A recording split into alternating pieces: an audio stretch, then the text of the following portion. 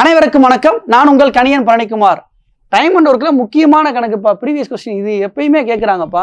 இதில் ஒரே ஒரு இதை மட்டும் நீங்கள் மனப்பாடம் பண்ணிக்கோங்க. அல்லது அப்படின்னா பெருக்கணும், மற்றும் அப்படின்னா கூட்டணும். ஓகேவா? இது ரெண்டை மட்டும் நீங்கள் மனப்பாடம் பண்ணிங்கன்னா போதும்.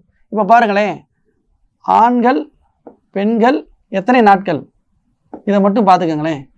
3 ஆண்கள் 5 பெண்கள் 12 நாளில் செய்கிறாங்க ஒரு வேலையை. ஓகேவா?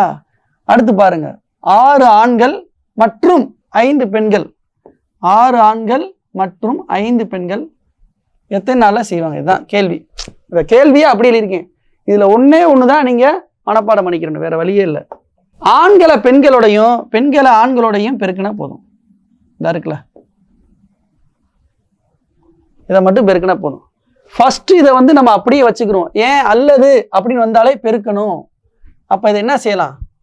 3 × 5 × 12 இந்த மேலே இருக்கிறத அப்படியே வச்சுக்கோங்க, பெருக்கணும். ஓகேவாப்பா?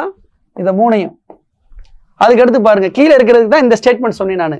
ஆண்களை பெண்களோடையும் பெண்களோட ஆண்களோடையும் பெருக்கணும். ஓகேவா? இப்போ ஆண்களை பெண்களோட பெருக்கிறேன் பாருங்க. 6 ஆண்கள் 5 பெண்கள் எவ்வளவு? 30 ப்ளஸ். ஏன் ப்ளஸ்? மற்றும்னா ப்ளஸ் போடணும். அப்போ அடுத்து பாருங்க, பெண்களை ஆண்களோட 5 பெண்கள் 3 ஆண்கள் பெருக்கிற என்ன வரும்? 15.